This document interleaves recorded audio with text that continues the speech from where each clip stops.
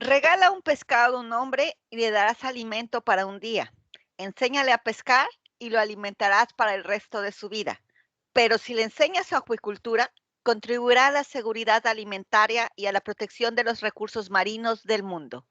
Se menciona que la acuacultura o cultivar en el agua es una actividad productiva reciente en nuestro país, ya que su desarrollo inició a partir de la década de los años 50 del siglo pasado. No obstante, existe evidencia arqueológica que estableció al cultivo de peces de agua dulce como una práctica cotidiana durante el esplendor del Imperio Azteca, la cual se perdió durante la época colonial junto con otras tradiciones y prácticas de producción de alimento, cambiando con ello los hábitos alimentarios de los pueblos indígenas, mismos que perduran hasta nuestros días. Sin embargo, ante los nuevos retos globales, es momento de regresar al consumo regular de proteína de origen acuático, producido de manera sostenible en los diversos sistemas acuícolas, intensivos, extensivos y particularmente los sistemas de traspatio o familiares.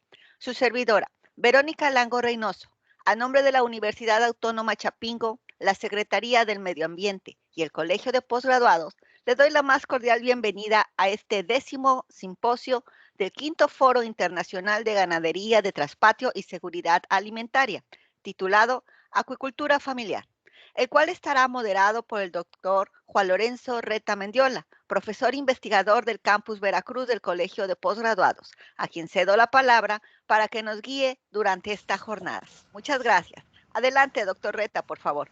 Muchísimas gracias, doctora Verónica Lango. Muy buenas tardes a todos. Esta mesa de acuacultura de Traspatio la estamos iniciando en el simposio de acuacultura de lujo. Tenemos invitados de primer orden, de mucha categoría, de mucha experiencia y de mucha práctica en campo, ¿verdad? Tenemos a el doctor Alejandro Flores Nava de FAO, tenemos a la doctora bióloga Soledad Delgadillo Tiburcio y al doctor Alberto Aciaín Hoyos del Colegio de Postgraduados. Bueno, pues vamos a iniciar con nuestro primer ponente, que es el doctor Alejandro Flores Nava, y le damos la más cordial bienvenida. Él es un gran amigo de nosotros y me voy a permitir hablarle de tú, tutearlo un poco, si él no tiene problema con esto. Mi estimado Alejandro, pues bienvenido, muy buenas tardes, ¿cómo has estado? Muy buenas tardes, muchísimas gracias por la invitación.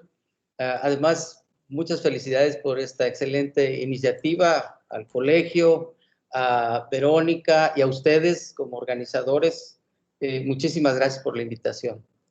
Muy bien, Alex, pues bienvenido. Me voy a permitir continuar con la currícula, la reseña curricular del doctor Alejandro Flores Nava.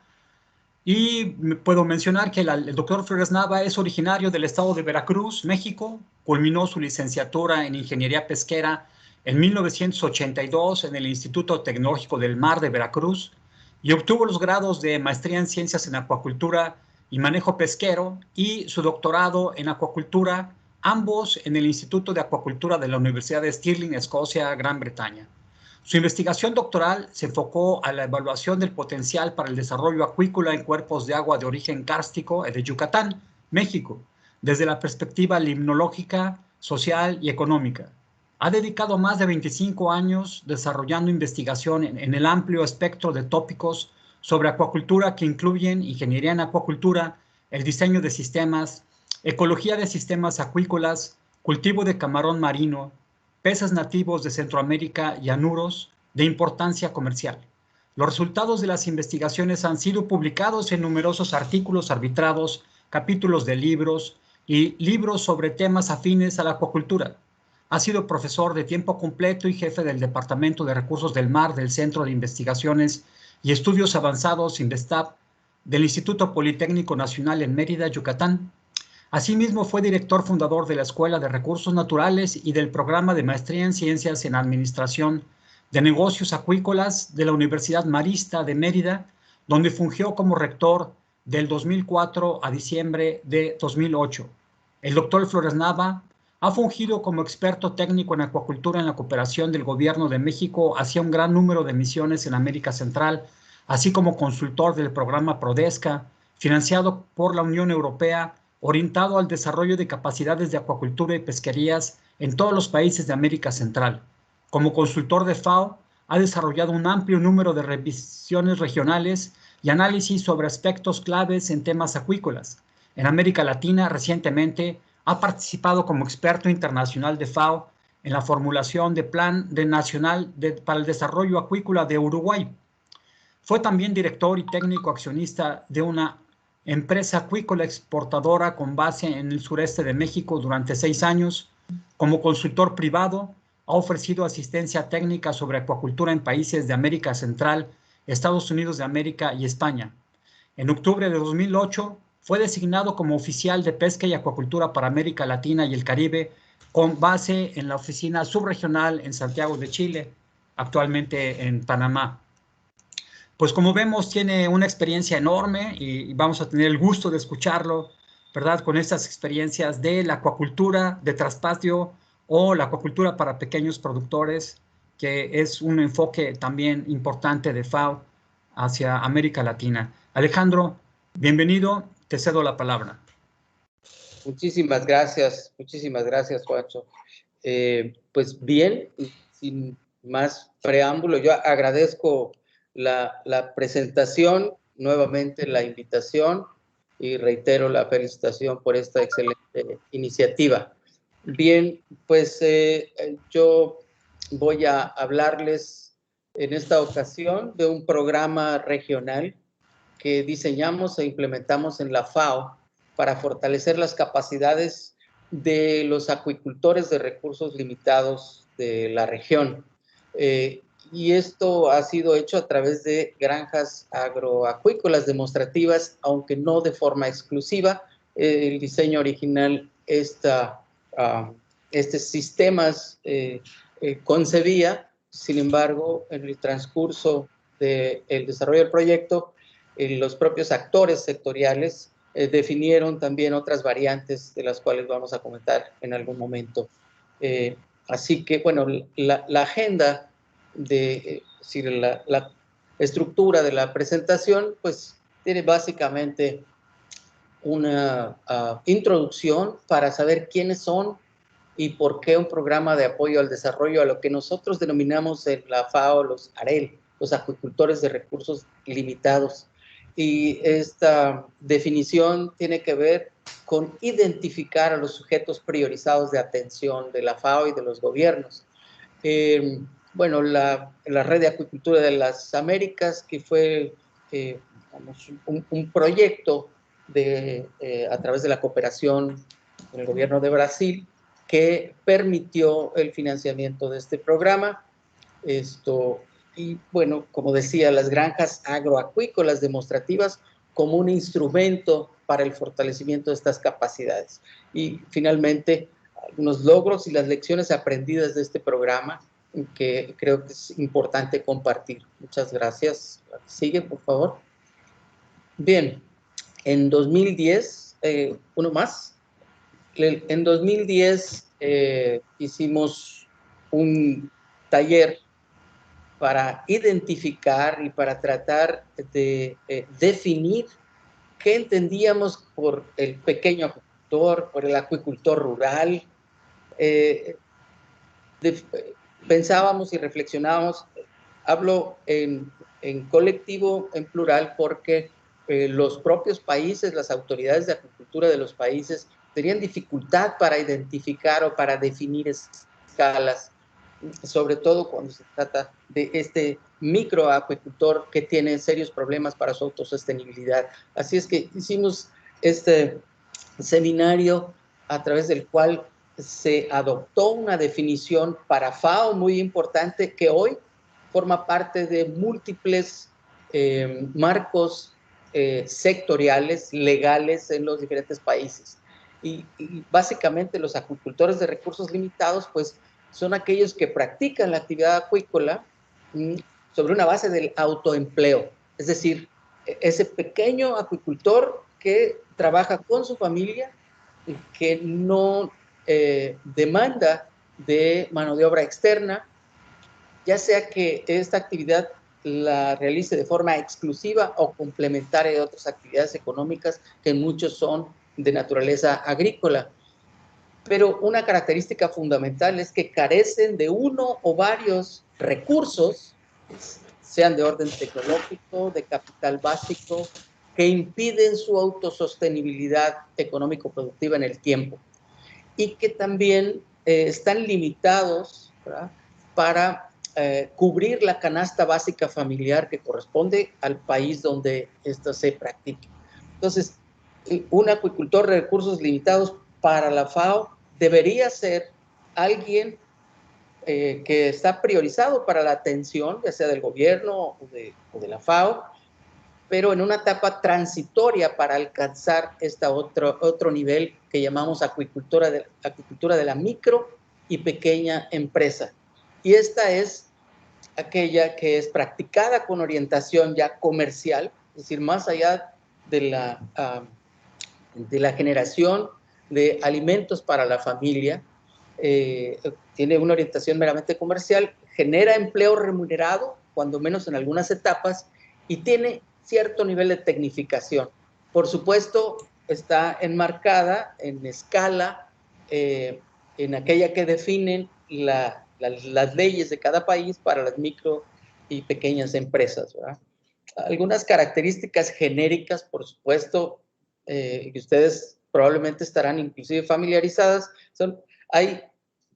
hemos encontrado, por ejemplo, microproductores que tienen un estanquito de 50 metros cuadrados, está en el traspatio de la casa, hasta 1000 metros cuadrados, densidades muy bajas, tienen un nivel de dominio de la tecnología también muy rudimentario, por lo regular es alimentación natural o con suplementación de ingredientes locales, bajos rendimientos, que no superan 1.5 toneladas por hectárea, casi no usan energía, la venta es comunitaria o autoconsumo en su mayoría, y una característica fundamental es la mano de obra familiar. La que sigue, por favor.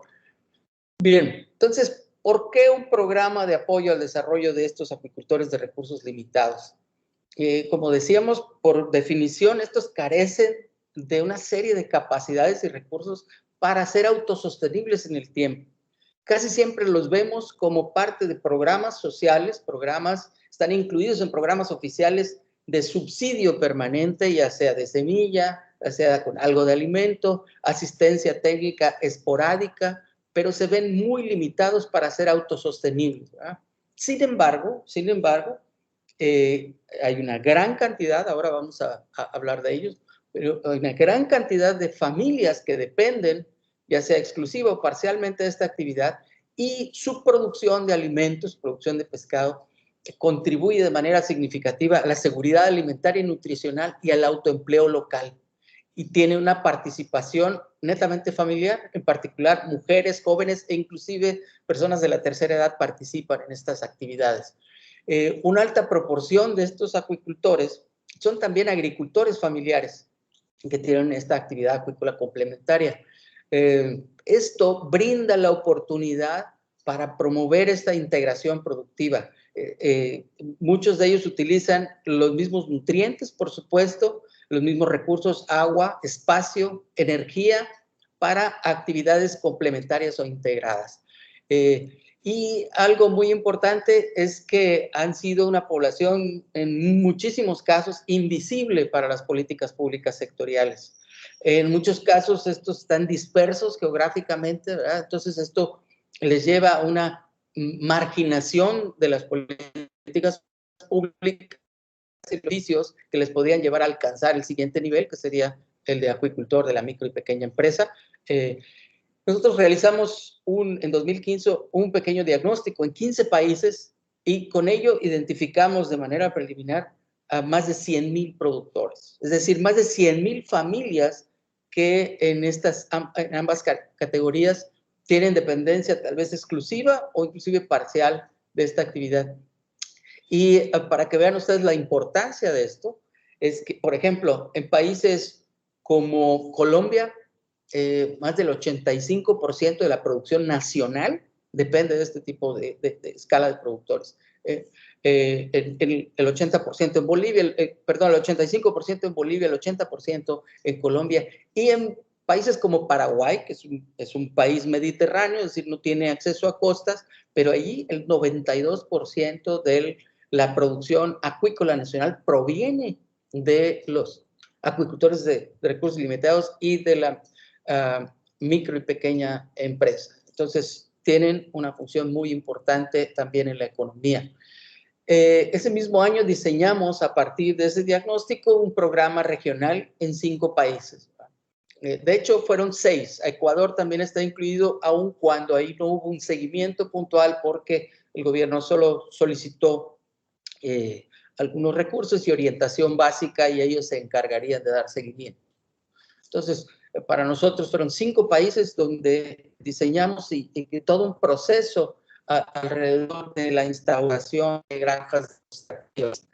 El modelo conceptual de este programa está basado en la autogestión. Es decir, veíamos que los problemas de asistencia técnica y sus resultados a lo largo de 3 o 4 décadas se mantienen. Es decir, veíamos encuestas realizadas hace 20 años y los productores referían exactamente lo mismo: falta de asistencia técnica, falta de dominio de la tecnología, etc. Y actualmente se veía exactamente lo mismo. Entonces, algo estaba mal, porque el modelo de asistencia técnica con el extensionismo pues no estaba funcionando. Entonces, lo que decidimos es basar este programa en la construcción de capacidades locales para a través de un proceso autogestivo, ¿verdad? Y allí no solo se daba acompañamiento tecnológico, sino también organizativo para fomentar la asociatividad. En algunos casos hubo necesidad de modificar la infraestructura con cierto capital semilla, y sobre todo el acceso a mercados también de forma comunitaria. ¿Qué es lo que tratamos de propiciar con esta autosostenibilidad económico-productiva? Tener una movilidad social ascendente a través de ya un acceso a mercados, y esto dinamizaría las economías locales. Eso era básicamente el modelo que nosotros percibimos. Estas son las etapas prácticas para alcanzar primero, bueno, lo propuesto en este programa. Primero conformábamos un equipo técnico, y aquí quiero decir que había no solo técnicos en acuicultura, sino también alguien con experiencia en sociología, en intervención comunitaria. Determinamos que era fundamental para este proceso.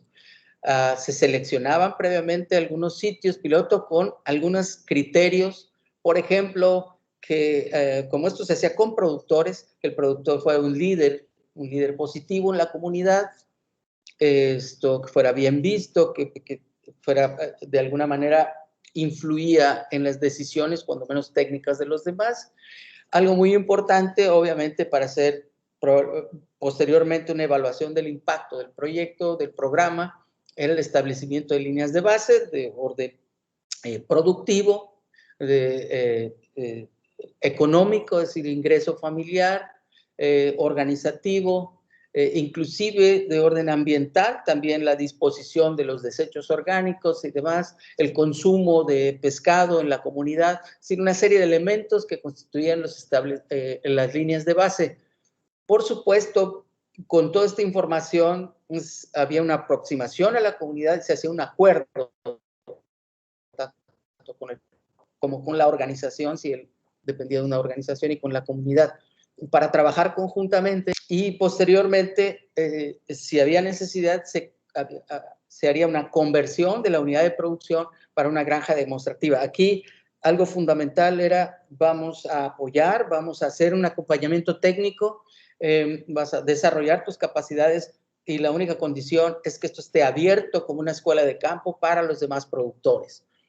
Había, por supuesto, la parte de implementación, con el modelo de escuelas de campo que desarrolló la FAO para agricultura, con sus adaptaciones, y bueno, finalmente una evaluación ex post. Es decir, posteriormente qué impacto sobre los elementos de las líneas de base había tenido el programa en cada uno de los sitios. Adelante, por favor. Bien, algunas imágenes que dan cuenta del programa, ¿verdad? Son varios proyectos. Por ejemplo, este es en Antigua y Barbuda, que es una isla muy pequeña en el Caribe y que tiene muy poco acceso a agua para producir, es decir, es agua para consumo humano, pero agua para producir. Entonces allí se instauró una granja acuapónica, de hecho muy intensiva. Allí mismo se hacían días demostrativos y se habilitó un espacio para el entrenamiento, para su eventual replicación en otras islas. Es decir, cómo aprovechar al máximo la limitada disponibilidad de agua para la producción de alimentos, en este caso tilapia, con lechugas, tomates, con una serie de cultivos vegetales hidropónicamente. Entonces, bueno, es un proyecto acuapónico. Esto de abajo corresponde a una planta de procesamiento para un grupo de mujeres acuicultoras en Colombia. Entonces, también aquí se instauró con la condición de que tenía que capacitar a sus pares, a otros grupos, fueran hombres o mujeres de productores de la región. Inclusive, digo, no solo dando el valor añadido allí directamente, sino yendo un poco más allá y se les compró un ahumador también para tratar de introducir esta presentación en los mercados. La que sigue, por favor. Allí también en Colombia, en el norte de Colombia, en el Sucre, allí el grupo identificado, que era un grupo de una comunidad muy pobre, había tenido alguna experiencia previa con jaulas flotantes. Entonces eso decidieron y bueno, eso hicimos. Quiero comentarles aquí que en una de las visitas de seguimiento, a mí en lo particular me tenían una sorpresa y decían, este nuevo espacio que tenemos aquí, tienen como 2 hectáreas, habían comprado ya con la producción y la venta de las primeras cosechas y habían sido capaces de comprar 2 hectáreas más para la comunidad. Tenían una cuenta bancaria de alrededor de $8,000 que les iba a permitir también actuar como un capital semilla o de contrapartida para programas más amplios. Entonces, lo habían estado haciendo bastante bien. Obviamente, todo esto tiene un seguimiento, un acompañamiento técnico y después ellos solos lo han seguido. La parte de abajo, esto es una granja un poquito más sólida, más amplia, más grande, en Costa Rica, donde se montó también una planta de procesamiento. Aquí cuando estaba todavía en construcción, no estaban todos los equipos. La que sigue, por favor. La de arriba corresponde a 2 sitios ambientalmente, es decir, geográficamente muy distintos. La zona de San Marcos, en Guatemala, es una zona alta, serrana, con temperaturas de templadas a fría, obviamente el agua fría. Allí había cultivo de trucha y se hicieron unos invernaderos con producción de papa, con producción vegetal y también cabras. Es un modelo de integración que les funcionó y bueno, allí lo interesante, puedo decir, es que varios grupos, esta es una zona de alta expulsión de migrantes. Sin embargo, los testimonios que recogimos después era, yo por primera vez puedo quedarme porque genero inclusive una cantidad mayor de ingresos que la que obtengo yéndome y arriesgando mi vida, lo cual fue muy satisfactorio para nosotros. En el lado superior derecho, esto corresponde, hay un Jalapa también en Guatemala, es una zona del corredor seco, es muy caliente y también con poca disponibilidad de agua. Y allí hay una granja, o sea, se pusieron varios módulos de granjas integrales, ¿verdad? aves, tilapias y frutales y hortalizas. Y en la parte de abajo, como ustedes ven, son comunidades pobres, es el caso de Bolivia, familiares, en muchos casos los gobiernos municipales construyendo infraestructura muy básica, esto es para el cultivo de trucha, pero a partir del acompañamiento técnico y una mejor asociatividad, entonces van ascendiendo socialmente, es decir, con un mayor ingreso, a eso me refiero, con una mayor consolidación en el dominio tecnológico, acceso a mercados, que está pues cambiándoles la vida definitivamente. La que sigue, por favor.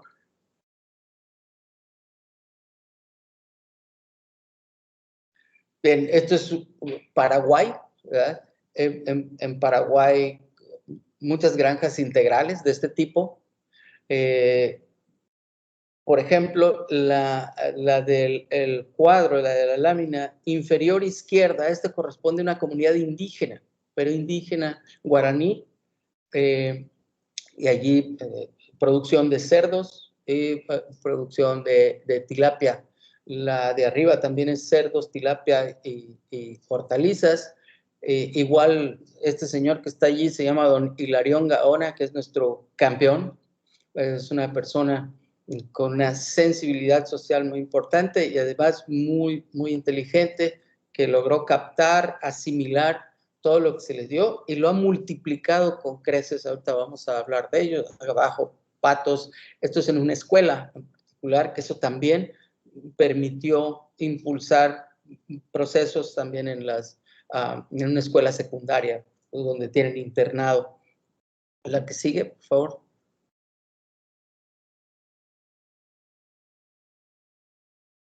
Bien, derivados del programa, digamos, una externalidad positiva, algunas externalidades positivas de estos programas, fueron el identificar áreas de intervención más allá que permitían consolidar inercias que se habían generado muy positivas. Tuvimos de hecho, se convirtió en un programa también regional, la elaboración de alimentos a partir de ingredientes localmente disponibles. Entonces hicimos catálogos nacionales de ingredientes alternativos de bajo costo con un perfil nutricional adecuado para la fabricación en granja de alimentos acuícolas. Y les puedo decir, por ejemplo, con mucha satisfacción que en Colombia, en un territorio muy importante con muchos productores, cultivo de cachama principalmente, algo de tilapia, pero principalmente cachama, se ha producido un fenómeno muy interesante. Ellos empezaron, esto que ven ustedes ahí es un secador solar, ¿verdad? Con una serie de elementos localmente disponibles, se secan, después se muelen y bueno, con equipo básico se elabora el alimento en la granja. Pues la mayoría de estas granjas ya no compran alimento balanceado comercial. Antes fueron gradualmente quedando, actualmente no compran alimento comercial y hay un productor que empezó a producir excedentes y vende a los demás también. Entonces se ha generado una dinámica económica interesante. Eso que ustedes ven abajo también son, con algunos productores hicimos algunas pruebas, ¿no? para evidenciar los beneficios de estos alimentos alternativos. Esta planta de procesamiento móvil que ustedes ven allí, esto lo hicimos en Paraguay, también en Colombia, les permite, esto se mueve con un tractor, está muy bien equipado.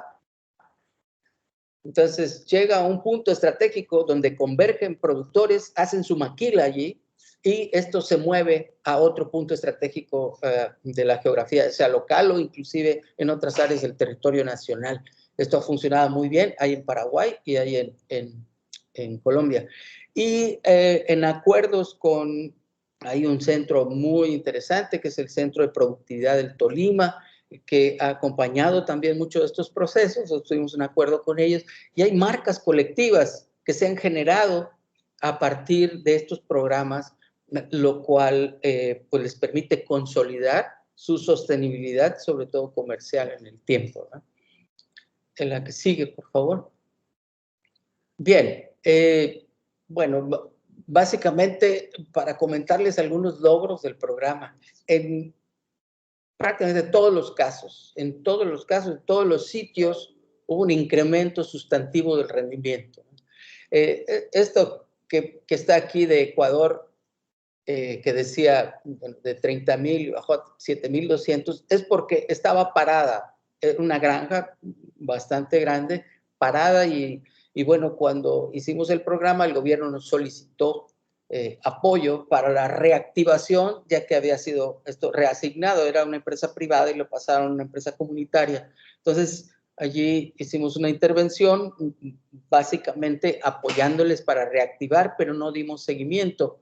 Pero bueno, aquí es importante ver que hay un rebote de 0.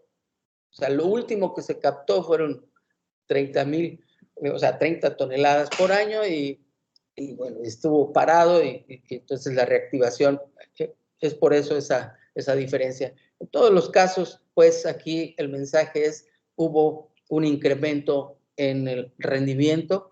Y la que sigue, por favor. También, en términos generales, las estructuras de costos cambiaron, se volvieron más eficientes. En algunos casos, por ejemplo, en la zona de San Marcos, en Guatemala, que se mantuvo la estructura de costos, pero se añadieron otros elementos al sistema productivo, es decir, otros elementos como cabras, como vegetales, que ya en suma pues generaban una mayor utilidad. Como ustedes ven, en todos los casos, un incremento sustantivo en los ingresos familiares, ¿no? Que eso permitió también, como decía el ejemplo que yo daba, parar la migración en una zona, una comunidad. Obviamente esperamos que esto se siga extendiendo. Esto tiene ciertos límites también por la capacidad de absorción del mercado, pero va bien. La que sigue, por favor. Bien, otros logros importantes de orden cualitativo. Por un lado, esta foto donde ustedes ven estas mujeres trabajando en uno de los estanques corresponde, al igual que las dos del lado derecho. De hecho, en general, todas estas corresponden a los mismos grupos. Esto es en Colombia. A esto de que un grupo de productores de una organización vaya a apoyar en algunas actividades a otro grupo que pudiera en otros casos considerarse competencia, le llaman mingas.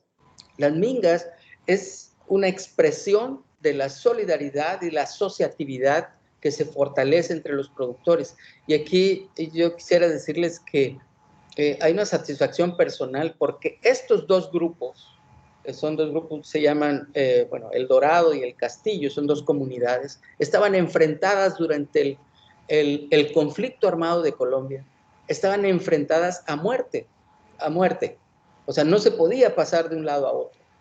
Y no quiero decir que el proyecto lo cambió, esto ya venía también la Unión Europea, entró, hizo una labor allí, pero creo que ya se nos está acabando el tiempo, ¿verdad? Así es, estimado Alex, así es. Bueno, entonces me voy muy rápido. Acceso a mercados, la creación de fondos rotatorios, ¿verdad?, manejados por la comunidad, lo cual les da también resiliencia económica. La que sigue, por favor, rápidamente, creo que ya estamos terminando. Bueno, se empiezan a difundir muchos de los resultados, están a disposición. La que sigue. Bueno, entonces, básicamente, este modelo de transmisión horizontal de productor a productor resultó un éxito, es decir, nosotros dábamos acompañamiento técnico, pero una vez que adoptan y además aplican saberes locales, les transmiten horizontalmente y ha sido un éxito. Donde no funcionó es porque escogimos mal al productor, definitivamente. En dos casos nos abandonaron los proyectos, los dejaron allí. Simplemente no los necesitaban, no era su objetivo. En todo momento el involucramiento informado y activo de los actores es fundamental para el éxito, ¿verdad? La intervención resultó, pues, como vimos, incremento de productividad e ingreso familiar y además de fortalecer la asociatividad. Algo que no quisiera dejar de mencionar es el factor de replicabilidad. Si bien en Costa Rica solo se benefició un productor, no trascendió, y probablemente porque está en una zona donde hay finqueros muy ricos, en Antigua y Barbuda, donde es muy difícil replicar ahí mismo por las limitaciones geográficas, pero en el caso de Paraguay, ese señor que ustedes vieron en la foto, que se llama don Hilarión Gaona, a partir de él, 285 productores hoy están generando alimentos, se han asociado, tienen una planta de procesamiento, incursionan en mejores mercados y, en fin, en Guatemala también. A partir de uno hubo 35 y se siguen extendiendo. En fin, bien, la sostenibilidad pues está fincada en las capacidades que se construyeron ahí, en la adopción de la tecnología y la evidencia que ellos mismos generaron con su práctica, ¿verdad?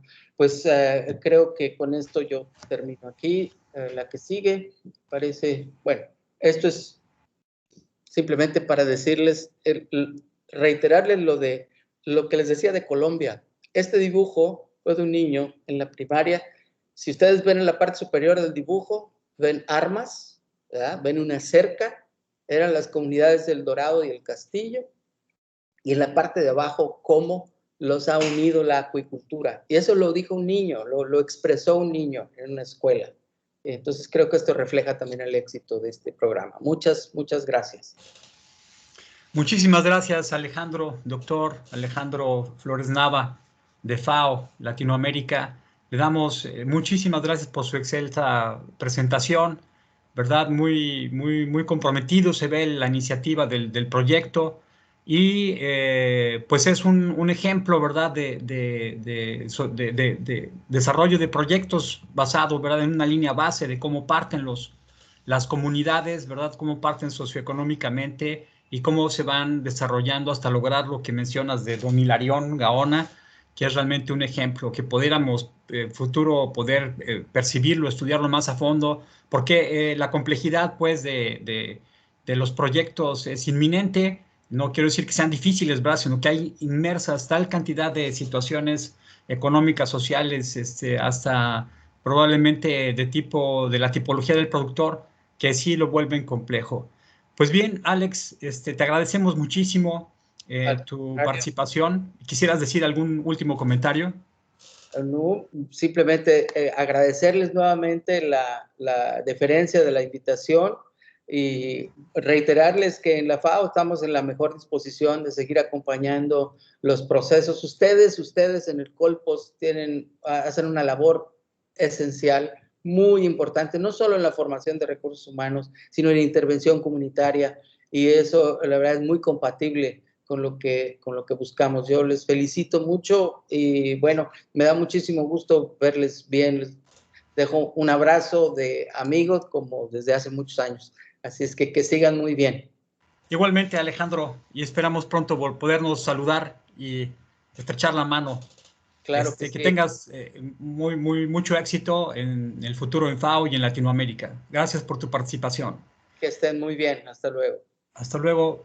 Pues bien, amigos, continuamos, ¿verdad? Con este foro de acuacultura de traspatio, ¿verdad? El doctor Alejandro Flores Nava nos ha dejado con muy buen sabor de boca de lo que pasa en Latinoamérica, es decir, que hay un estudio profundo y que hay oportunidades de progreso, ¿verdad? De bienestar. Pues bien, ahora toca el turno de el doctor Alberto Aciain Hoyos y vamos a hacer ahorita una pausa. Me están dando